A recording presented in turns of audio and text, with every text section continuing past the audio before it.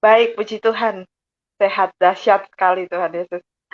Oh, haleluya, Tuhan Yesus baik ya.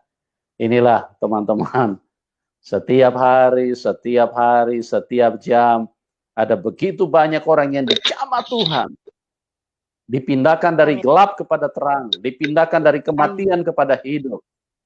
Dia Tuhan yang baik, dia Tuhan yang berkuasa, dia Tuhan yang menyatakan diri. Amin. Jadi bukan Tuhan yang dikarang-karang, atau Tuhan huruf-huruf yang ditulis di dalam buku, tapi tidak bisa terbukti, tidak bisa menolong, tidak bisa berbuat sesuatu. Dan itu kan hal yang sangat diperlukan kalau manusia membutuhkan kuasa, membutuhkan kasihnya yang besar. Di tengah-tengah kesulitan, di tengah-tengah kehidupan, Tuhan harus menyatakan diri. Tuhan harus dialami. Tuhan harus berjumpa dengan kehidupanmu supaya apa? Supaya engkau bisa diselamatkan. Ya, jangan berhati-hatilah teman-teman. Karena banyak sekali orang yang mentuhankan bukan Tuhan. Ya, ada orang yang mentuhankan anaknya. Kok bisa begitu? Ya, yang dia dengar cuma omongan anaknya. Omongan Tuhan dia tidak pernah dengar.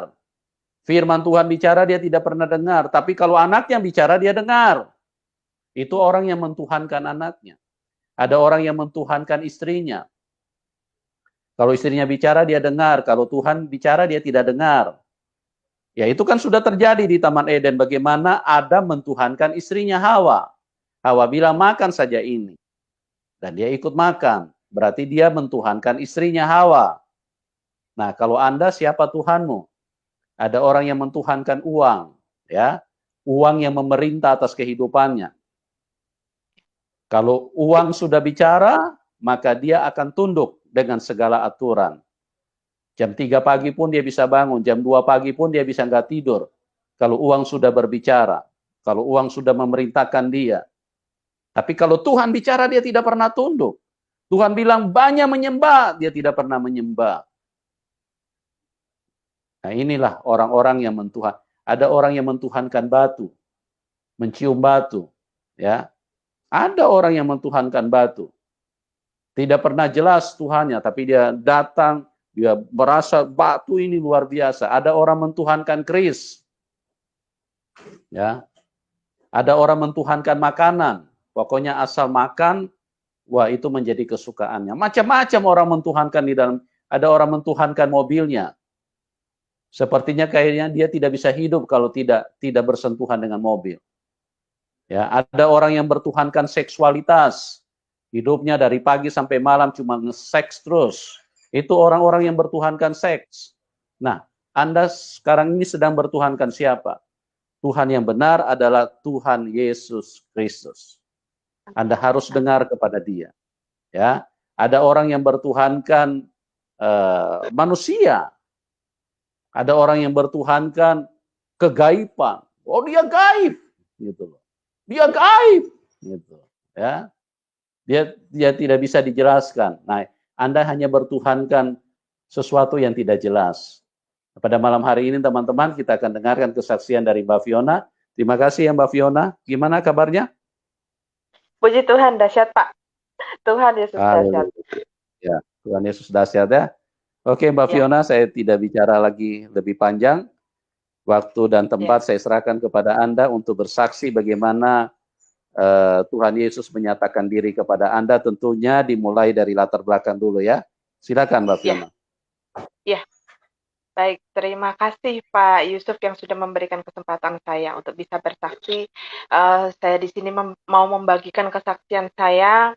Mudah-mudahan bisa menjadi berkat untuk rekan-rekan sekalian, Bapak Ibu sekalian.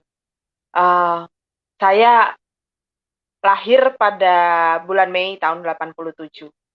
Lahir di situ Bondo, orang tua saya Jawa, papa dengan mama lahir di Jawa, papa di Jawa Tengah, kemudian mama di Jawa Timur, dan kakek saya ada darah Maduranya, Madura asli. Kemudian saya anak kedua dari dua bersaudara. Jadi kakak saya perempuan, saya anak terakhir. Selisih kami nggak jauh, hanya sekitar 1 tahun 1 bulan. Dan kakak saya perempuan, saya juga terlahir dari awal lahir saya Islam gitu. karena ortu Islam gitu kan, dan papa saya juga orang yang taat.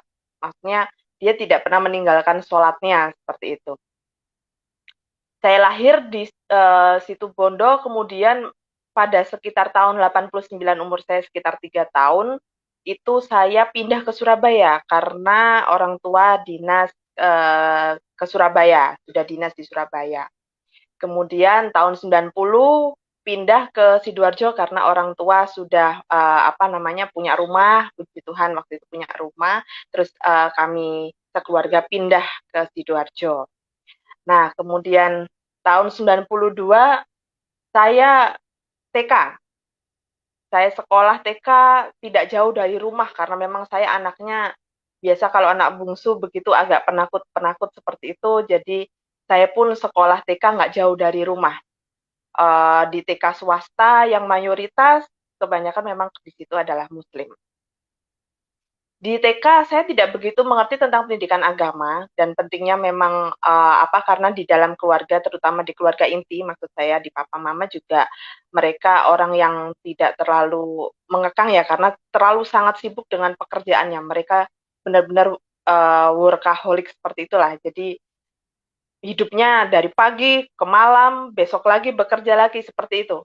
Setiap harinya, kecuali pada hari Sabtu dan Minggu, tapi kebanyakan memang saya dari kecil sampai agak dewasa kan itu dengan pembantu. Jadi orang tua saya memang benar-benar suka bekerja begitu, maksudnya memang menghabiskan banyak waktunya untuk bekerja. Kemudian setelah lulus TK, saya SD sekitar tahun 93 ya, di sekolah swasta, nggak jauh dari rumah juga sih, tapi swasta yang memang basically Islamnya juga bukan sekolah yang swasta Islam seperti itu, tapi memang mayoritas adalah Muslim waktu itu gitu. Nah kemudian di SD juga seperti itu, jadi saya tidak terlalu menganggap pendidikan agama itu menjadi sesuatu yang penting gitu ya, karena ortu saya sifatnya demokratis, tidak mendoktrin juga harus begini begitu gitu kan. Nah, kemudian saya baru mengenal yang namanya pentingnya ngaji, pentingnya sholat yang baik, kemudian seperti apa, kemudian puasa seperti apa, ya menjelang waktu itu ujian nasional gitu ya, karena memang itu kayak menjadi suatu syarat ketika itu waktu SD. Kemudian lulus dari SD tahun 99 saya masuk ke SMP negeri, nggak jauh dari rumah juga tempatnya. Dan di sekolah negeri tentunya mayoritas di sana adalah Muslim. Tapi dari situ saya mulai ada ketertarikan untuk mulai belajar yang namanya juz amma, kemudian surat-surat pendek, saya mulai menghafal, kemudian sudah menertibkan diri untuk berusaha untuk sholat sekalipun bolong-bolong seperti itu waktu itu. Uh, saya berusaha untuk mengikuti dorongan dari dalam hati ketika itu. Kemudian tahun 2002 saya SMA di sekolah swasta karena nilai 6 saya, nilai UN saya tidak terlalu bagus juga ketika saya lulus dari SMP. Waktu itu memang kayaknya saya sengaja jelek-jelekin karena seperti protes saya ya terhadap orang tua yang memang sepertinya mereka sangat sibuk sekali dengan pekerjaannya sehingga tidak bisa diganggu dan tidak bisa meluangkan waktunya untuk bisa bersama dengan anak-anaknya gitu. Jadi saya dengan sengaja waktu itu menjelekkan nilai 6 saya gitu kan. Kemudian dari situ saya kesel gitu. Kok ortu gini sih sibuk sendiri dengan pekerjaannya gitu kan. Akhirnya saya masuk ke SMA swasta. Saya tidak bisa masuk ke SMA negeri seperti kakak saya karena memang nilai 6 saya waktu itu tidak begitu bagus. Kemudian dari situ kerinduan saya waktu itu saya berusaha untuk kembali membaca Al-Qur'an dan terjemahnya ya dalam wujud yang bahasa Indonesianya gitu karena saya ingin waktu itu mulai mempelajari sendiri seperti itu. Lanjut ketika itu setelah lulus SMA saya kuliah di S1 tahun 2005 di sebuah universitas yang mayoritas adalah Chinese. Di sini Chinese itu tidak berarti apa tuh Kristen ya, tidak hanya melulu itu, tapi non-Muslim begitu. Dan justru di sini kebalikannya, Muslimnya minoritas begitu. Nah, kemudian di situ saya sudah mengenal sekali nih, sudah mulai akhirnya karena merasa masuk usia dewasa, saya hidup dalam keduniawian saya. Mulai mengenal alkohol, suka nongkrong-nongkrong, ikut klub mobil, aktivitas lain yang menurut saya itu sia-sia, tapi karena jiwa muda ya kan itu membuat saya harus apa ya demi eksistensi diri seperti itu untuk mendapatkan pengakuan dan lain sebagainya. Itu waktu saya S1. Nah, dari situ lulus saya tahun 2011 S1. Kemudian bekerja di suatu lembaga pendidikan sebagai admin dan mengajar sebagai guru bahasa Inggris di tingkat sekolah dasar. Kemudian di situ saya juga sudah bisa mengupayakan punya usaha sendiri di bidang travel gitu. Dengan harapan waktu itu kenapa saya memulai usaha, harapan saya nanti ketika saya ingin punya perusahaan keluarga bersama begitu kan dan saya rasa kalau saya bisa mencukupi hal itu semua, saya nggak sulit-sulit untuk bisa mencukupi kebutuhan terutama anak nantinya ketika saya memiliki anak, begitu. Kemudian sembari sejalan itu setelah lulus S1, saya bekerja sebagai admin. 2012 saya akhirnya pindah di suatu perusahaan di mana itu adalah anak perusahaan dari salah satu perusahaan BUMN. Saya pindah kerja dan saya bekerja sebagai seorang HRD di sana. Semakin di sana saya semakin berangsur sangat menjauhkan diri dari Tuhan. Karena sibuk saking sibuknya dalam bekerja sehingga sholat jadi bolong-bolong, baca Al-Quran jadi jarang banget gitu kan. Kemudian 2013 saya kenal seorang lelaki, di situ kami berpacaran dan saya itu tipikal orang kalau saya sudah sangat percaya, saya percaya betul gitu waktu itu. Jadinya saya percaya betul nih sama laki-laki ini, salah seorang laki-laki ini gitu ya, di mana waktu itu adalah pacar saya gitu kan. Nah, kemudian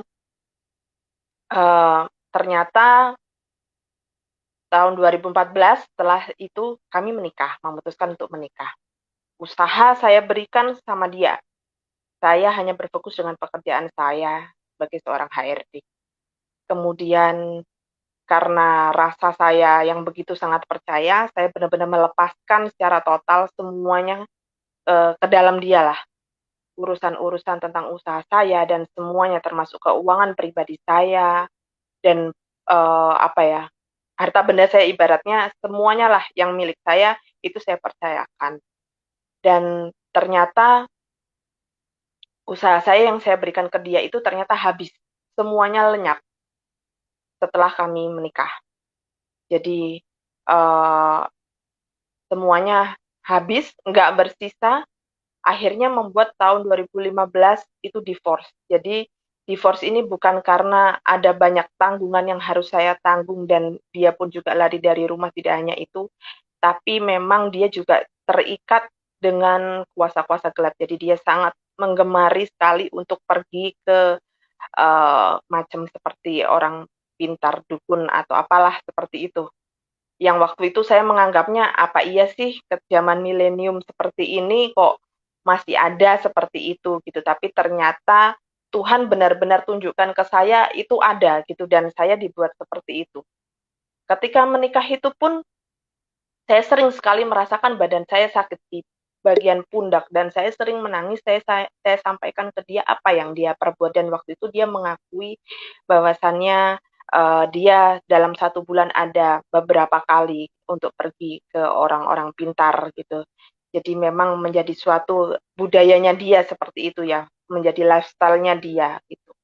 Nah, kemudian kami divorce tahun 2015 itu menjadi awal, bukan menjadi sesuatu yang buat saya plong, tapi justru menjadi awal titik terberat saya untuk benar-benar saya terpuruk. Karena tabungan saya benar-benar habis. terus tanggungan-tanggungan saya banyak sekali yang dia tinggalkan, dan saya harus selesaikan itu satu persatu. Dari segala macam janji yang dia sampaikan, rasanya tidak sesuai dengan yang apa dia wujudkan pada kenyataan seperti itu. Kemudian dari situ saya mulai hidup dalam kepahitan saya. Benci, marah, kecewa, mengkutuki orang itu. Kemudian saya juga tidak mampu menerima pergantian status saya. Yang menurut saya terlalu berat untuk saya bisa uh, menyandang status itu dengan usia yang sebegitunya. Apalagi saya tidak memiliki cita-cita untuk divorce gitu. Makanya menjadi kayak yang beban tersendiri untuk saya ketika itu. 2016 saya berusaha bangkit. Saya berusaha bangkit untuk membuktikan diri kalau saya bisa hidup mandiri waktu itu. Akhirnya saya terbiasa sendiri. Mulai berangsur saya menarik diri dengan orang lain, begitu kan, terutama dengan lawan jenis. Jadi kalau ada yang berusaha mendekat dan lain sebagainya, saya cenderung untuk menarik diri saya begitu.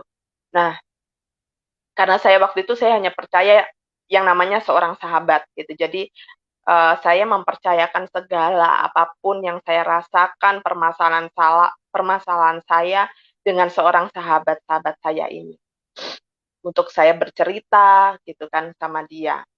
Namun ternyata sahabat saya memanfaatkan kerapuhan saya, memfitnah saya, menjelekkan saya karena oleh status saya yang sampai saat itu, ketika itu saya benar-benar belum bisa menerima dengan perubahan status saya yang berubah dari menikah menjadi divorce atau cerai itu tadi. Sejak itu saya memutuskan untuk saya nggak percaya juga yang namanya sahabat gitu. Bahwasannya ternyata orang-orang yang justru saya percaya, baik suami, sahabat, itu menjadi orang-orang yang justru saya hindari ketika itu, dan saya merasa kayaknya nggak ada untungnya gitu kan memiliki itu semua gitu. Nah, dari situ saya mendekatkan diri lagi, mencoba mendekatkan diri dengan Tuhan. Saya kembali sholat, saya baca Al-Quran, saya puasa Senin Kamis, saya puasa Ramadan, saya jalani semuanya untuk bisa mencapai ketenangan dalam batin saya. Tapi itu belum bisa, seiring berjalannya waktu saya merasa belum bisa, karena saya masih menyimpan kepahitan-kepahitan saya. Sampai akhirnya 2018 saya hijrah ke Jakarta oleh karena saya dimutasi dari pekerjaan saya dari Surabaya dipindahkan ke kantor pusat di Jakarta. Saya pun masih hidup dalam kepahitan saya yang bertahun-tahun masih saya genggam. Dan saya lebih merasa nyaman sendiri, lebih tenang untuk saya berdiam seorang diri gitu. Kemudian 2019 dengan apa ya, yang sudah saya lakukan upaya saya untuk mendekatkan diri ke Tuhan, saya belum bisa mencoba untuk menenangkan diri. Saya mencoba untuk ketika awal 2019 itu, oke deh mungkin aku harus untuk umroh gitu. Mungkin dengan umroh, karena saya waktu itu haji juga belum mampu karena biayanya terlalu besar. Saya bilang mungkin umroh kali ya untuk bisa menenangkan hati saya. Saya pun waktu itu memutuskan kalau dapat bonus nih dari perusahaan, saya mau untuk ikut umroh. Gitu. Namun justru pada bulan Mei tahun 2019, ketika saya memutuskan pada tahun itu mau umroh dan sudah menerima bonus dari kantor lama saya, ah, pada Mei 2019 awal bulan, saya merasa waktu itu saya sulit sekali mengontrol diri karena ada suatu kejadian di mana saya benar-benar merasa akhirnya hati saya merasa lelah. Pikiran saya benar-benar memikirkan yang bertahun-tahun itu mereview sekali di dalam otak pikiran saya. Ditambah lagi dengan pekerjaan-pekerjaan yang buat saya waktu itu semakin apa ya, banyak menghabiskan effort untuk banyak berpikir gitu kan. Dan di situ saya juga waktu itu memutuskan untuk S2 gitu. Waktu itu saya sebelum hijrah ke Jakarta saya sudah mendaftarkan diri untuk S2, dan ketika saya pindah ke Jakarta, saya masih ada kuliah di Surabaya dan itu harus saya tuntaskan. Jadi dengan banyaknya beban yang ketika itu saya pikul, saya itu merasa sulit untuk mengontrol diri, merasa gampang marah, merasa gampang tersinggung kala itu gitu kan. Kemudian saya mencoba untuk mencairkan suasana, merasa apa ya, mencairkan diri saya dengan cara mendengarkan lagu. Ketika pulang ke kos, saya mandi seperti biasanya, saya mencoba untuk mencairkan dengan cara dengar lagu YouTube. Biasanya saya lagu-lagu barat yang waktu itu saya setel seperti itu di YouTube. Tapi ketika lagu itu habis, justru terputar lagu seperti ini. Lord, I give you my heart, I give you my soul. Di situ saya benar-benar air mata saya itu mengalir deras, tapi tanpa saya tahu itu lagu apa gitu. Saya nangis sampai sesenggukan. Akhirnya saya pun segera cek HP. Ini lagu apa gitu kan. Ternyata begitu saya cek ini lagu rohani gitu kan. Tapi air mata saya terus mengalir. Sampai saya sedikit ngerasa plong, sedikit demi sedikit dalam hati saya. Akhirnya saya mencoba untuk memutar lagu itu berulang sekitar 3 sampai 4 kali, sampai sekitar pukul 10 malam lah, begitu. Saya mendengarkan lagu itu enggak putus-putusnya, saya menangis. Tapi hati saya agak sedikit plong, seperti itu. Mulai dari situ, itu kerinduan saya untuk akhirnya mendengarkan lagu-lagu rohani, tapi saya belum mau untuk mengenal Yesus itu siapa. Karena takut mindset dosa kalau mengenal Yesus, yang karena waktu itu penanaman-penanaman ketika sekolah, dan takut juga orang tua kecewa dengan perubahan yang kok saya bisa seperti itu gitu. Tentunya itu yang membuat saya takut gitu. Akhirnya saya belum mau untuk mengenal Yesus itu siapa. Ya, tapi hanya tahu ya, ya orang Kristen ngomongnya Yesus itu Tuhannya, seperti itu. Kemudian 3 bulan lamanya saya berdoa itu dengan cara yang umum. Dan itu pun juga waktu itu bulan Ramadan, saya ingat sekali ya, ketika Tuhan jamah saya dengan lagu itu gitu kan. Dan ketika Ramadan tentunya ketika itu biasanya saya juga menghabiskan banyak waktu saya ya, selain untuk berpuasa, tentunya biasanya dengan sholat tarawih seperti itu dan lain sebagainya lah, aktivitas pada umumnya gitu kan. Karena memang yang ditunggu-tunggu adalah malam Lailatul Qadar dan saya sungguh-sungguh menantikan ketika itu gitu kan. Nah, tapi oleh karena apa ya, benar-benar saya ngerasa nggak bisa lagi gitu untuk melangkahkan diri saya waktu itu ke masjid, dan ketika orang tua pun juga bertanya dan membangunkan saya pagi hari untuk sahur pun, saya juga tetap bangun, namun juga tidak melakukan sahur gitu. Hanya saya bangun, iya sudah bangun, hanya berkata seperti itu kepada orang tua. Tapi saya tidak menceritakan, saya tidak berpuasa seperti itu. Gitu. Nah, setelah itu 3 bulan lamanya saya berdoa dengan cara umum, karena di kepercayaan yang lama saya sudah merasa tidak bisa gitu kan, pakai mukena aja rasanya kayak sudah kayak macam nggak bisa gitu kan. Nah, kemudian saya berdoa dengan cara umum. Di situ saya merasa bahwasannya saya nggak punya rumah nih Tuhan gitu. Dalam hati saya merasa kok saya kayaknya nggak punya rumah ya Tuhan ya gitu. Nanti kalau saya tiba-tiba mati gimana dong? Saya mau kemana nih gitu kan? Akhirnya saya berdoa dengan cara yang umum. Dengan cara memejamkan mata saya bilang waktu itu, ya Allah tunjukkan aku jalanmu yang benar dari keduanya. Karena aku nggak tahu mana yang lurus, mana yang benar. Yang sebelumnya atau yang baru. Saya bilang begitu, hanya begitu saja, kemudian sudah selesai, saya tidur. Tapi selama seminggu saya mendoakan secara kontinu dengan hal yang sama. Kemudian di situ Tuhan memberikan saya sebuah mimpi, saya bertemu dengan seorang bapak. Dia mengajak saya ke sebuah pantai, dia bercakap dengan apa ya, dia membawa ke sebuah pantai, dia meminta saya untuk berendam di dalam pantai itu bersama dengan orang-orang lainnya yang kala itu memakai jubah putih juga, itu kan, ada yang berhijab seperti itu. Nah, kemudian saya bilang sama bapak itu, saya nggak bisa bapak, saya nggak bisa. Tapi tanpa saya menjelaskan kenapa saya nggak bisa begitu. Kemudian dia hanya berbicara, oke, saya tahu gitu. Hanya berkata seperti itu, tapi tanpa saya tahu yang dia pikirkan apakah sama dengan seperti apa yang saya mau utarakan. Gitu. Kemudian nggak lama setelah itu ada cahaya lewat seperti itu dan benar-benar berada di depan si bapak itu. Dan bapak itu seolah-olah seperti bercakap dengan cahaya itu, tapi mulutnya tidak mengatup sama sekali, hanya mengangguk-anggukkan dan melihat ke arah cahaya itu. Setelah cahaya itu pergi menghilang, bapak itu datang menghampiri saya dan berkata, kalau saya mau ikut Tuhan Yesus, saya tidak boleh setengah-setengah. Saya harus total ikut Tuhan. Dan setelah itu, akhirnya saya dipersilahkan untuk berjalan di mana jalan itu berada di seberang dari pantai itu. Jalan itu lurus sekali tanpa ada kelokan sama sekali, lurus dan saya berjalan sendirian di sana. Lurus tanpa kelokan sama sekali. Di sana jalan saya sendiri. Tapi saya riang, saya berjalan dengan bernyanyi ketika itu.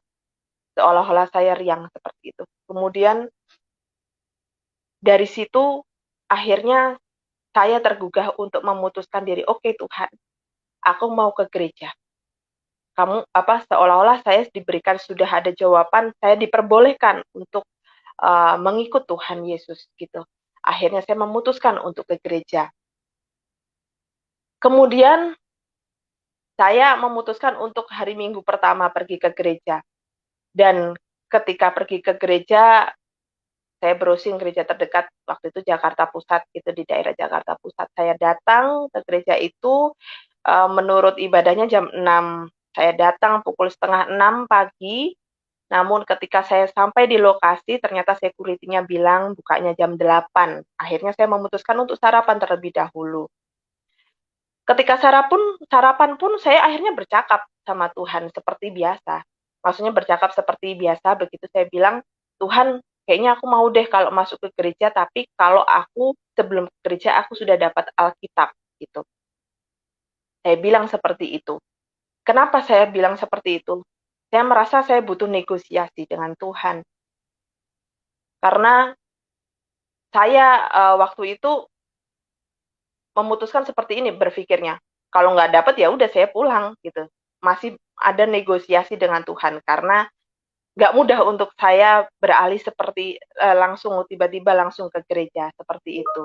Kemudian akhirnya tiba-tiba jam